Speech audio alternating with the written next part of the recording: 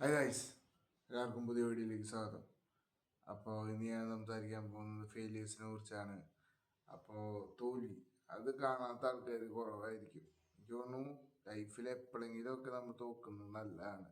അതായത് തോൽവിയുടെ രസം അറിഞ്ഞില്ലെങ്കിൽ അത് പിന്നീട് ഒരു കിക്ക് നമുക്ക് തരില്ല. എന്ന് വെച്ച് കഴിഞ്ഞാൽ അതൊരു ഭയങ്കര രസമാണ് തോൽവി എന്ന് പറയുന്നത്.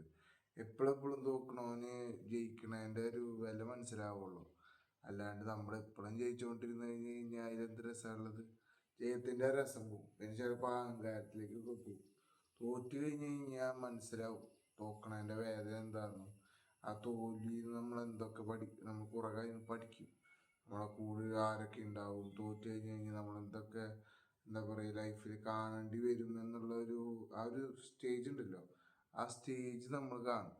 നമ്മളിപ്പോൾ ലൈഫിൽ എപ്പോഴും ജയിച്ചു പോകുന്നവരാണെങ്കിൽ നമ്മൾ ജയത്തിൻ്റെ ആ ഒരു ഇതിലെല്ലാവരും നമ്മുടെ കൂടെ ഉണ്ടാവും. നമ്മളെപ്പോഴും അപ്രിഷ്യേറ്റ് ചെയ്യാൻ ആൾക്കാരുണ്ടാവും.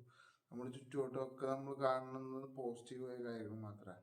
പക്ഷെ തോൽവി എന്ന് പറയുന്ന ഒരു സംഭവം നമ്മുടെ ലൈഫിൽ ഉണ്ടായാൽ മാത്രമാണ് നമ്മളെ കൂടെ ആരുണ്ട്, നമ്മളതിനെ മോട്ടിവേറ്റ് ചെയ്യാൻ ആരുണ്ട്, നമ്മളതിനെ കളിയാക്കാൻ ആരൊക്കെയാണ്, ഇതൊക്കെ നമുക്ക് മനസ്സിലാവുള്ളൂ. അതാണ് ഫെയിലിയേഴ്സിൻ്റെ ഗുണം.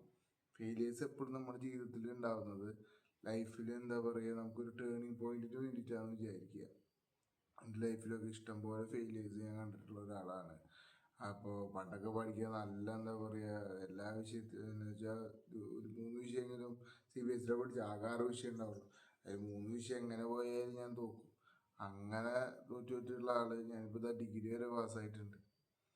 അപ്പോൾ അതാണ് ആ സമയത്ത് നമ്മുടെ സിറ്റുവേഷൻ എങ്ങനെയാണോ എന്ന് അറിയില്ല, ഇപ്പം എങ്ങനെയാവുമെന്നും അറിയില്ല. അങ്ങനെ ഞാൻ തോറ്റ ആൾ ഞാനിപ്പോൾ ഡിഗ്രി വരെ പാസ്സായിട്ടുണ്ട്. അപ്പോൾ ഇതേപോലെയുള്ള ഒരുപാട് ഇത് നമുക്ക് ഉണ്ടാവും. ഫെയിൽഡാണ് നമ്മൾ. അപ്പോൾ നമ്മൾ വിചാരിക്കും ഞാൻ വലിയൊരു ഫെയിലിയറാണ്, ലൈഫിൽ ഒന്നും സക്സസ് ആവില്ല, ഇതാവില്ല എന്ന് വിചാരിക്കുന്നതാണെങ്കിൽ അങ്ങനെയൊന്നും വിചാരിക്കേണ്ട ഒരു ആവശ്യമില്ല. കാരണം ഓരോരോ ഫെയിലിയേഴ്സും അടുത്തടുത്ത ഘട്ടങ്ങളാണ്, ഓരോരോ എന്താ പറയുക ഓരോരോ സ്റ്റെപ്പുകളാണെന്ന് പറയില്ലേ. ആ സ്റ്റെപ്പുകൾ അടിപൊളിയായിട്ട് കയറുക. മറ്റേ ഇങ്ങനെ പറയുമ്പോൾ എപ്പോഴും എനിക്ക് മറ്റേ റിംഗ് മാസിലെ സുരാജേട്ടൻ പറയണല്ലേ, തോൽവിയുടെ ഓരോരോ പടികളാണ്. ഇപ്പം ഞാനിപ്പോൾ നിൽക്കണത് ഇവിടെ നിന്ന് നോക്കിയാൽ എനിക്ക് ശബരിമല കാണാം എന്ന് പറയുന്ന ആ ഒരു സീനാണ്. അല്ല, നമുക്ക് ചില സമയത്തൊക്കെ ഒരുപാട് തോൽവികൾ ഉണ്ടാവും. ചിലപ്പോൾ നമുക്ക് വിചാരിക്കും ഇതൊന്നും ശരിയാവാതെ ഫുള്ള് ഞാൻ ചെയ്യുന്നത് പരാജയത്തിലല്ല വന്നത് ഇങ്ങനെയാണ്. എന്തെങ്കിലും വലുത് നല്ലത് വരാനിരിക്കും എന്നുള്ളൊരു പോസിറ്റിവിറ്റിയിൽ ചിന്തിക്കുക. ചിന്തിച്ചാൽ മാത്രം പോരാ, നമുക്ക് തെറ്റ് പറ്റിയത് എന്തുകൊണ്ടാണെന്നും കൂടി നമ്മൾ നോക്കണം. അല്ലാണ്ട് ഒരുപാട് തോറ്റു അപ്പോൾ ഇനി അടുത്ത പ്രാവശ്യം എനിക്കെന്തോ വലുത് നല്ലത് വരും അങ്ങനെയല്ല. നമ്മൾ ഈ തോക്കുന്നുണ്ടെങ്കിൽ അതിനൊരു കാരണം ഉണ്ടല്ലോ. അഫ്കോഴ്സ് ആ കാരണം കൂടി എന്താണെന്ന് നമ്മൾ തിരിച്ചറിഞ്ഞ് ആ കാരണത്തിന് വേണ്ടിയിട്ട് എന്താ പറയുക ചെയ്യേണ്ട കാര്യങ്ങളൊക്കെ ചെയ്ത് കഴിഞ്ഞ് കഴിഞ്ഞാൽ അഫ്കോഴ്സ് നമുക്കൊരു നല്ലൊരു വിജയം ഭാവിയിൽ എന്തായാലും കിട്ടും. അപ്പോൾ അത്രയൊക്കെ എനിക്ക് പറയാനുള്ളൂ.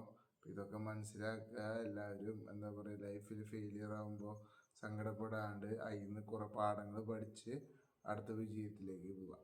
അപ്പോൾ അത്രേ ഉള്ളൂ. എല്ലാവർക്കും ബൈ.